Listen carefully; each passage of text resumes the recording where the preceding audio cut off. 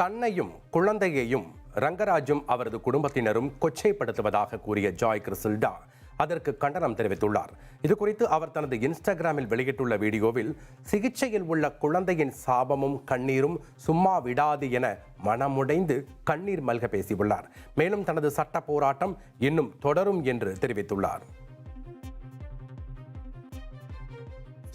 ரூம்ல இதே வாயால தான் ரங்கராஜ் வந்து நான் கல்யாணம் பண்ணிக்கிட்டேன், உண்மைதான், இது ஏன் குழந்தை தான், எனக்கு டிஎன்ஏ டெஸ்ட் வேண்டான்னு சொன்னது ரங்கராஜ், நான் கிடையாது.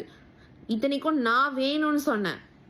ஏன்னா அவங்க ஃபேமிலி மெம்பர்ஸ் ரூமர் ஸ்ப்ரெட் பண்ணுறாங்கன்னு சொன்ன அந்த ரீசனையும் சொல்லி அந்த மேடம் கிட்ட நான் வந்து சொல்கிறேன், இல்லை மேம் எனக்கு டிஎன்ஏ டெஸ்ட் எடுக்க சொல்லுங்கள், கிளாரிட்டி கொடுத்துடலாம் அப்படின்னு.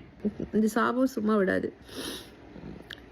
எல்லா கேஸும் போடுறீங்க, ப்ளீஸ் டிஎன்ஏக்கும் வந்து ஒரு கோர்ட் ஆர்டர் வாங்கிட்டு வந்து டிஎன்ஏ டெஸ்ட் எடுங்க. அண்ட் 2 டெஸ்ட் எடுத்துடலாம். ஏன்னா வந்து நீங்கள் வந்து இன்சைடு இந்தியாவுக்குள்ளே வந்து நீங்கள் என்ன வேணாலும் இன்ஃப்ளூயன்ஸ் பண்ணிடுவீங்க. நீங்கள் வந்து நாளைக்கு டிஎன்ஏ கூட மாற்றி எழுதிடுவீங்க. ஸோ அதுக்கான எல்லா பாசிபிலிட்டிஸும் நீங்கள் பண்ணிடுவீங்க. இருக்குது, பண்ணலாம். ஸோ அப்ராட்லேயும் ஒன்று